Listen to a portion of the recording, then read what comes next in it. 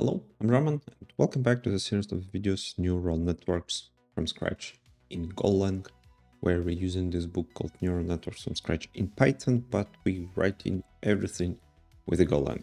Why with the Golang? Why not?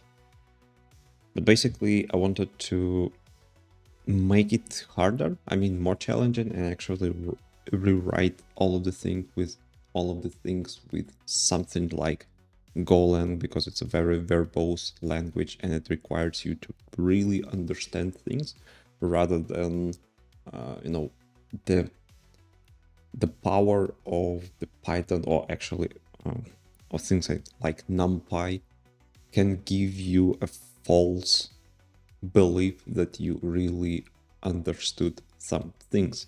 But if you try to write it with the simple things, like with the loops, etc., that will reveal that it's not actually that not easy. It's not that, I don't know what the word.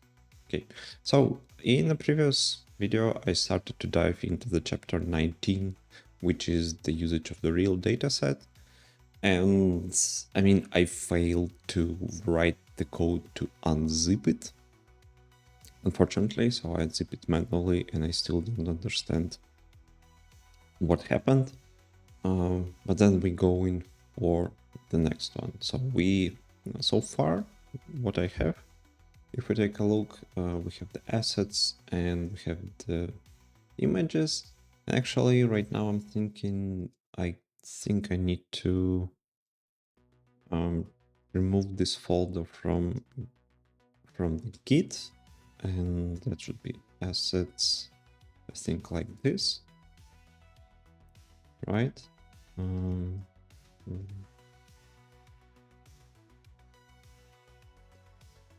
I need to word this one, right? And stuff to ignore. No, I have the train that was done by accident. Okay, so what's... Oops.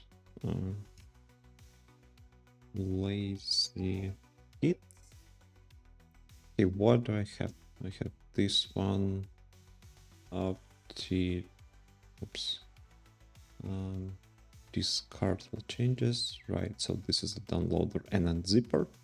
It should work for most of the things, but that particular one was strange. Okay, so implement dataset downloader and unzipper. Okay, so I would think that I'm done for now with the... I don't know, the next thing I need to actually... I should be able to load the data. You should now have a directory called fashion mnist images containing test and the training directories and the data license. Inside both the test and train directories, we have 10 subcategories named 0 through 9. These numbers are classifications that correspond to the images within. For example, if we open a directory 0, we can see are the images of shirts with either short sleeves or no sleeves, for example. Inside 7, we will have the sneakers. It's common practice to grayscale, going from the 3 RGB values to a single byte range 0 to 55 images.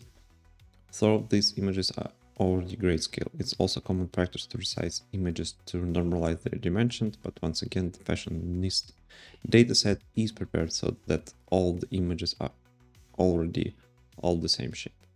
Data loading. Okay, so next we have to read these images into Python and associate the image pixel data with the respective label. We can access the directories as follows. So there are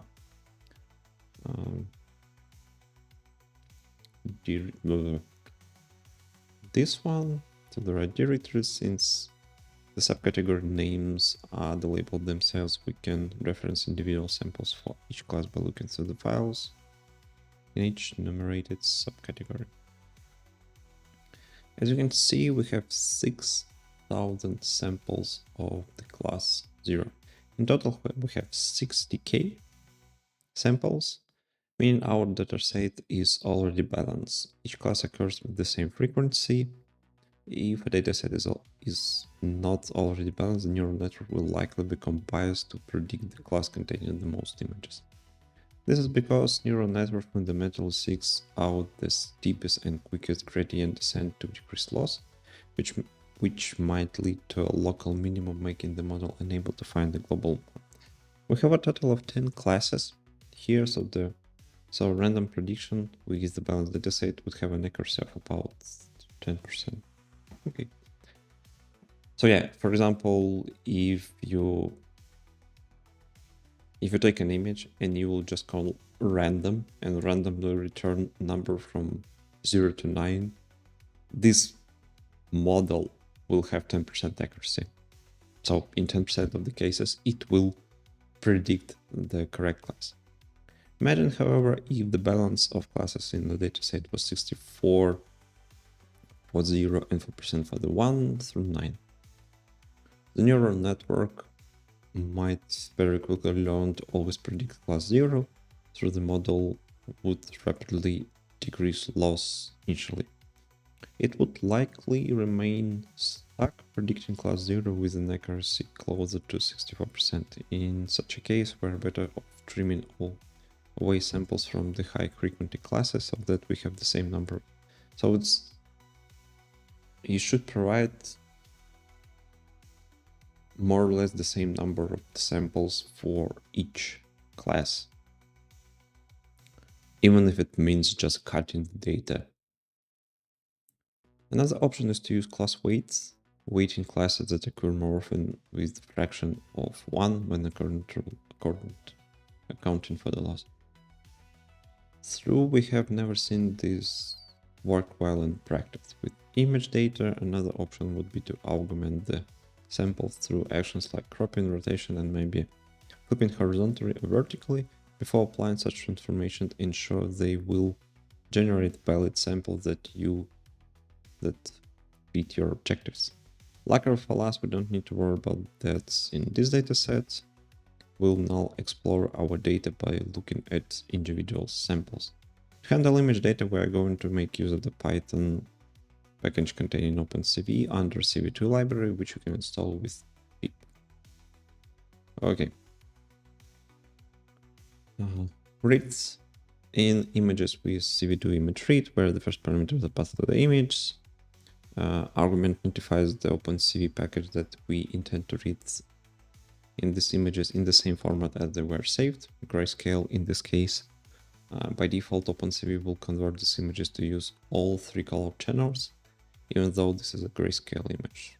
Yeah, but another thing would be just to specify that it's a grayscale image or read it as a grayscale image. As a result, we have 2D array of numbers, grayscale pixels.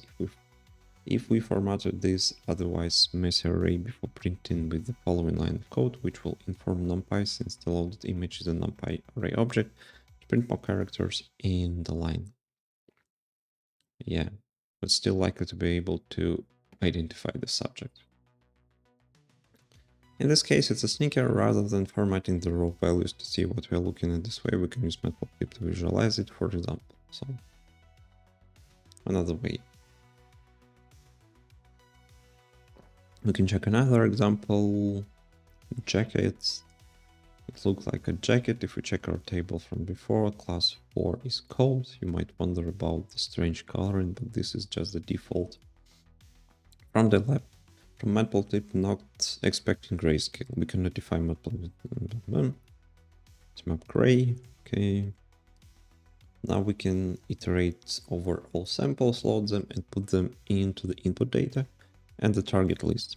First, we scan the train folder, which, as noted before, contains folders named, which also acts as sample labels. We iterate through these folders and the images inside them, appending them to the list of the variables, along with their respective labels to another list named y, forming our sample and ground truth. Okay. We need to do the separation on both testing and the training data. Again, they are already nicely split up for us. Many times we'll need to separate your data into training and test groups on your own. We'll convert the above code into a function to prevent duplicating code for training and testing directory. This function will take a dataset, type as a parameter, train or test, along with the path where those, okay. Convert the data to proper NumPy arrays and return the result. Okay, so int x.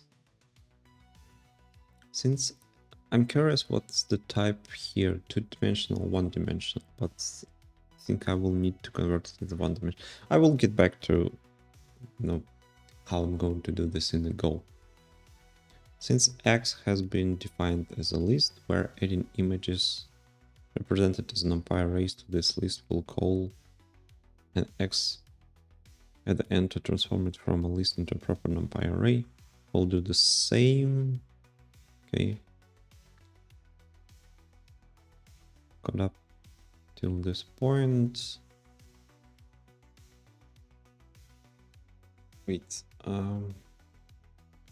Our dense layer work on batches of one-dimensional vectors. They cannot operate on images shaped two-dimensional. We need to take and flatten them, which means to take every row of an image array and append it to the first row of the array, transform two-dimensional. Okay, so they're flattening. Okay, so basically, okay, maybe I will just do the reading in this series today up until data shuffling, and then we'll start the implementation. Next, we will scale the data, not the images, but the data represented them. Numbers. Neural networks tend to work best with the data in the range either 0 to 1 or -1 to 1. Here the image data are within the range of 0 to 255, and that's because on the grayscale images, 1 pixel contains from 1 channel, and 1 channel is represented by 1 byte, and bytes could have values from 0 to 255. For example, if it will be the RGB image, not the grayscale, we'll have to represent 1 pixel. We could have 3 channels, so we'll have 3 bytes for 1 pixel. Here we have only 1. We have a decision to make with how to scale this data. Usually when I worked before, we converted these bytes, this byte representation or like integer representation into range from 0 to 1. This is how we usually work. I mean, at least when you do some algorithms and other things. For example, we could scale images between the range of -1 to 1 by taking each, subtracting half of the maximum. That could work too. And then dividing by this same. We can also scale between 0 and 1. To start, we opt to scale between -1 to 1. Before we do that, we have to change the data type of the NumPy array. Okay. Blah, blah, blah. So the only advantage of -1 to 1 I can see is it kind of scales the range. So you could represent, but I mean, those fractions will have, those fractions from the division will have more impact. For example, comparing to this approach, you could have, half of the value. I'm not sure if it makes sense, but yeah. Okay, we'll do the same, but I will actually do all of the things in the dataset class. So I will return already prepared data for training. Ensure that you scale both training and testing data using identical methods. Later, when making prediction, you'll also need to scale the input data for inference. That's true, because you need to adopt the input data into the same form as you used during the training. Otherwise, you could never expect a correct result. It can be easy to forget to scale your data in a different places. You also want to be sure that any preprocessing like scaling is informed only by your training data.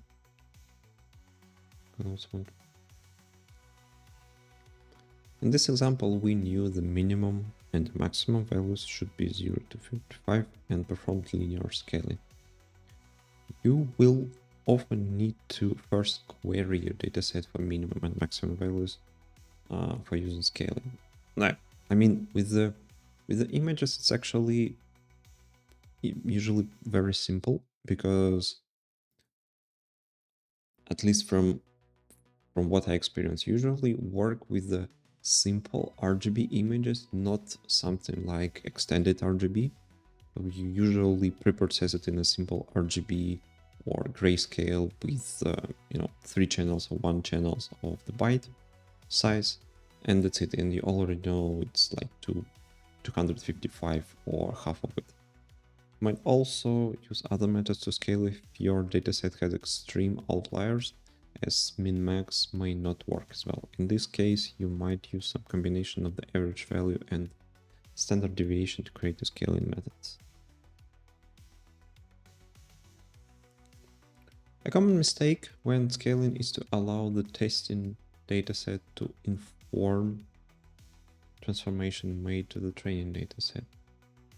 I'm not sure I understand this.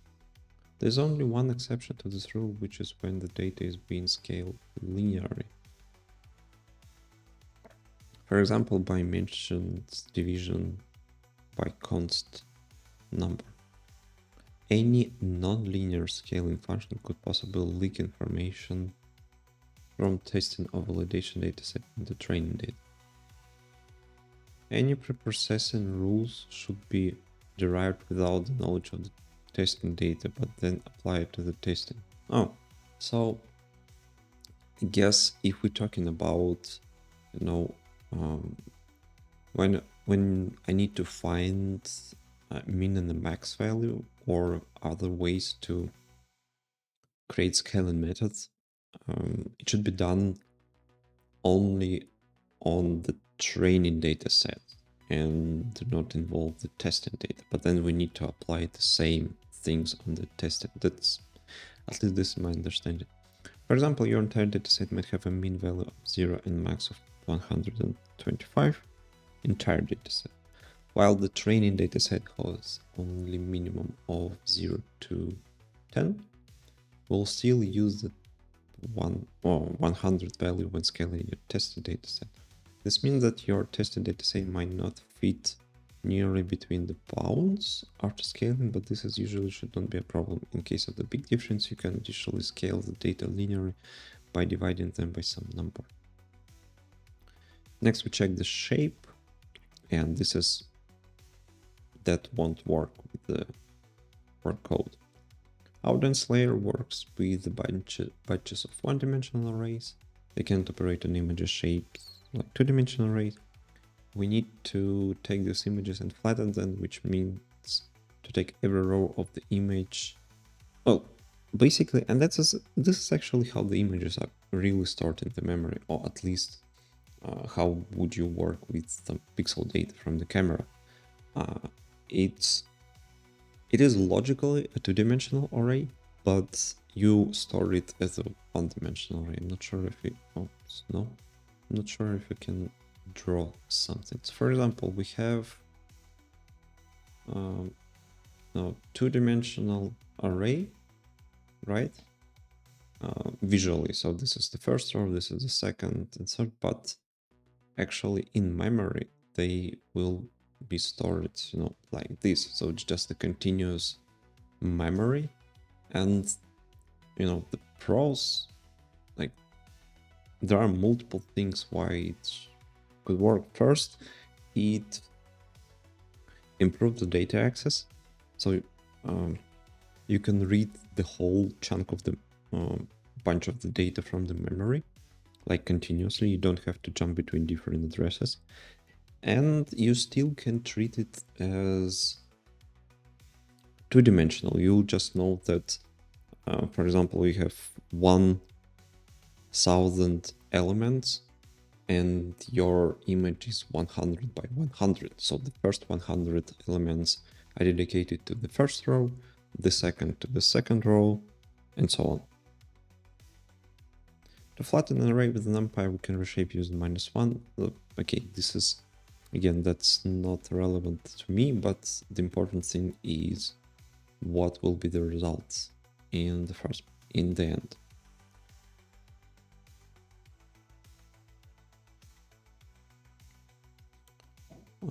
This will define numpy that we wish to keep but flatten the rest, which should be more explicit. Okay. So let's start. I don't have too much time today, but we'll start. So first, I'm going to create where I have the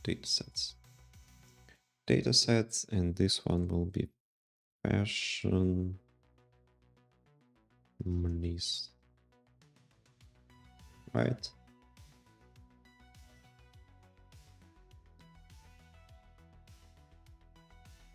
Okay.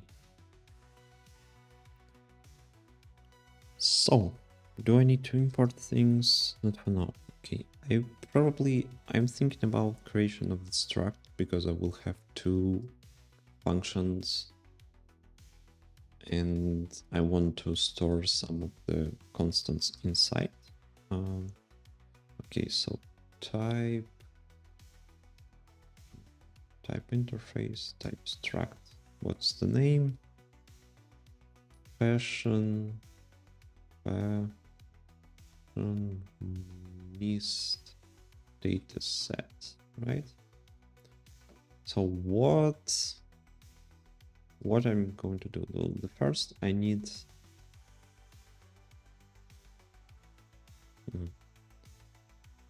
first I need the assets, root path, fashion mnist dataset.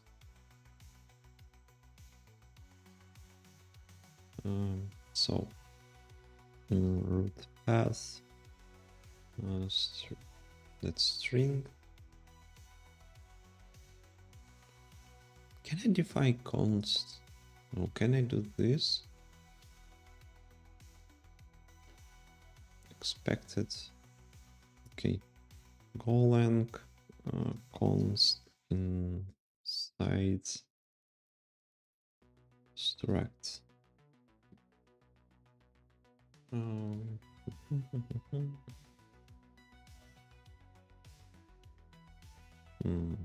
Okay. So I cannot use it inside group of the constants. Okay. Okay, so that means I will do something like const root path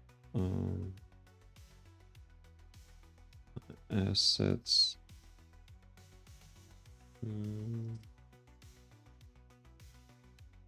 how is it, right? Okay, training path, that root path plus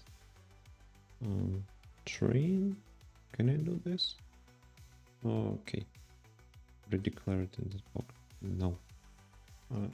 Testing path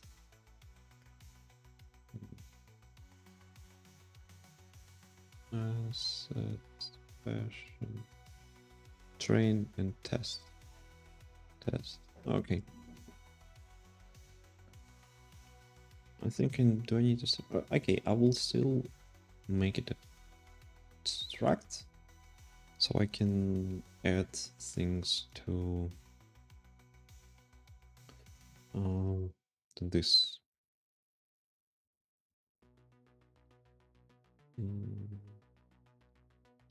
Training data set, and it returns math dance and math dance, right?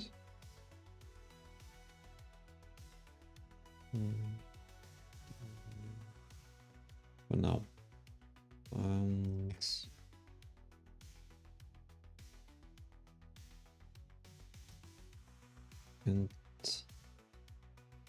testing data sets, and then that should be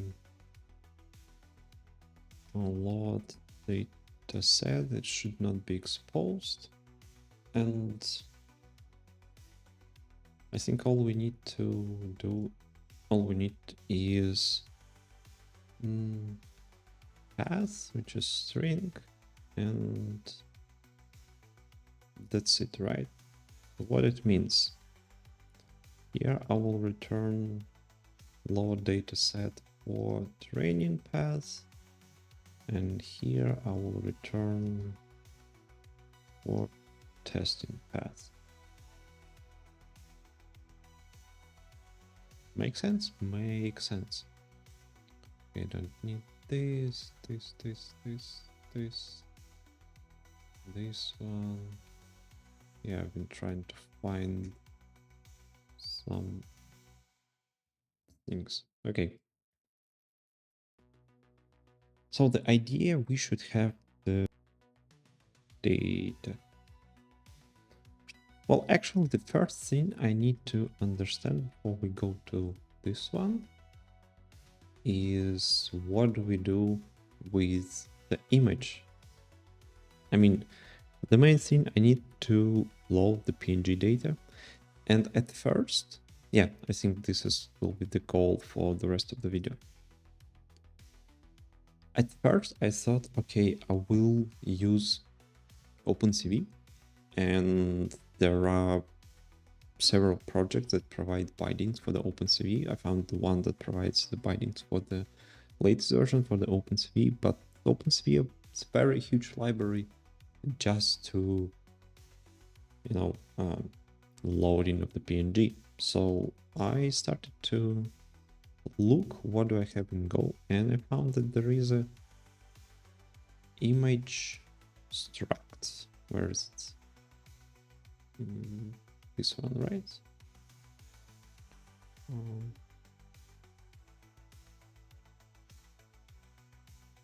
Package image implements a basic 2D image library. A functional fundamental inference is called image. An image contains color, which are described in the image color package. Values of the image interface are created either by calling the function such as new RGB or new paletted, or by calling decode on an IO reader containing image data in such a format such GIF, JPEG, or PNG. Decoding any particular image format requires the prior registration of... Okay, so we go into decode. And decodes an image that has been encoded in registered format. The string returned is the format name used during the format registration. Format registration is typically done by a unit function. Okay, so it returns an image. And what do we have in the image interface? We have the color mode, we have the bounds, which is size of the image, I would say. And there is an at that returns color interface. RGB returns the alpha pre-multiplied red, green, and blue alpha values. Each value ranges within 0 to 255, but is represented by unsigned integer 32, so that multiplying by a blend factor will not overflow. An alpha pre-multiplied color component C has been scaled by alpha, so has the valid, okay, RGBA, gray. Gray represents this type color, type gray. So my question is,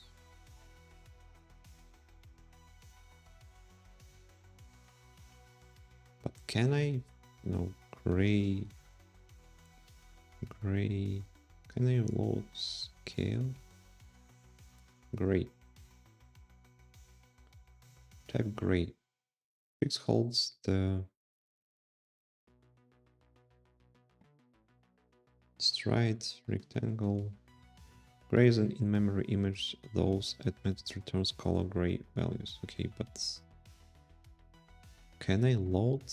No. Point, RGBA, rectangle, YCPCR, gray, new gray, rectangle. I'm curious if I can load an image with... Hey, let's take a look. So there is an image load. So basically I need to decode and image, where is it? Image format. Okay, so I need to have the path, and let's take it from assets. Where is it? Assets, mnist, train 0 inside this. Okay.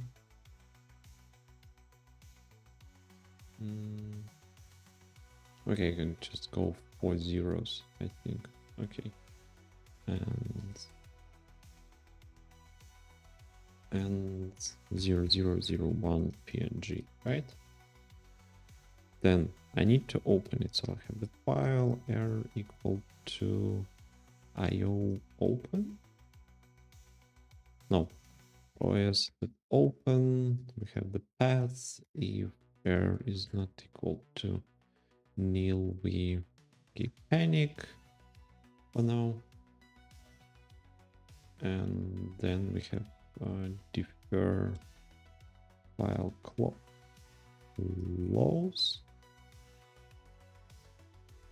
What's undefined for you? Import OS. It's better. Okay, you understand what it is. Okay, so the next thing, we have the image decode, and I'm passing the file and I'm returning image format and error, right? And again, okay, fmt print ln mg, I don't know, bounds, and formats. Okay. Unknown formats. What do you mean? That should be PNG. Format registration is typically done by a unit flag, but okay, I think there is a way to PNG. No? Package implements. Okay. And how it will look like. Decode. Image PNG reader. Okay, so we don't need the formats. We don't need this image dots PNG.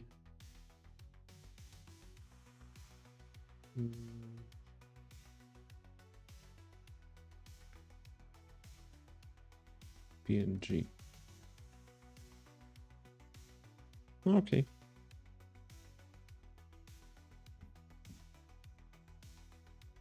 Okay, this one is loaded.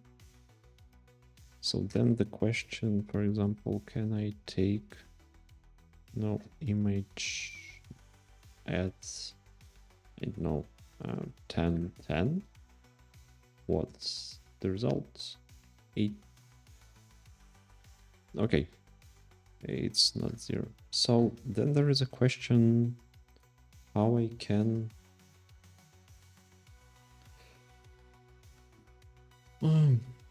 the problem is that I cannot get, I mean, here's the thing, I can go over the bounds because bounds is basically max, min max, and I can go, it's in the loop and I just can get all of the values and place them into result array, which is, you know, the thing that I can do. But I'm curious if there is a way to actually get the raw bytes from the image.image. So for example, I tried to find it in documentation, and I'll be honest, I failed. Golang image raw bytes. Can I? Because for example, in iOS, this is pretty easy to do.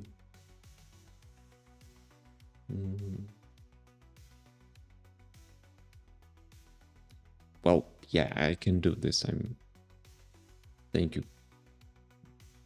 This I can do, but can I actually just access? Looks like I cannot. Image in gray. Oh, this is... no, that's... So it looks like there is no way to get underlying data from the image.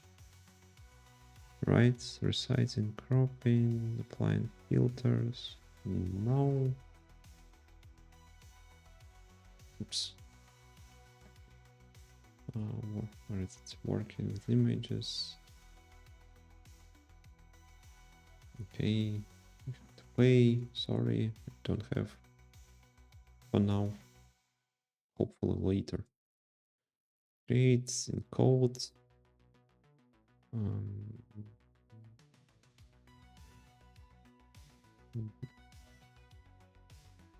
Let's convert bytes into the image. No? Okay, so there is no good advices that I can use.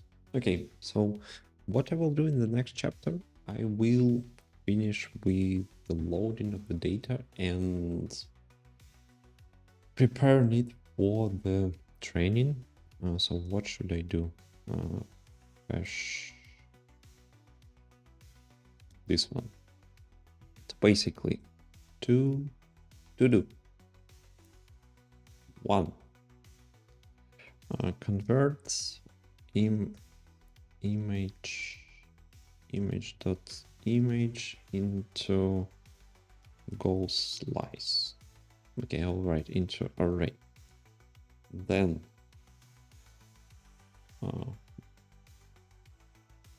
into 1D array. Then I need to normalize into -1 range and reshuffle then. So that will be the next thing I will do, and we'll use this to load the training data sets. Oh, by the way, normalize 3 actually fill targets labels, and then this one. Okay, I will do this in the next video. Thank you for watching. Don't forget to check the main channel and don't forget to join the Discord server. And I see you in the next video. Bye bye.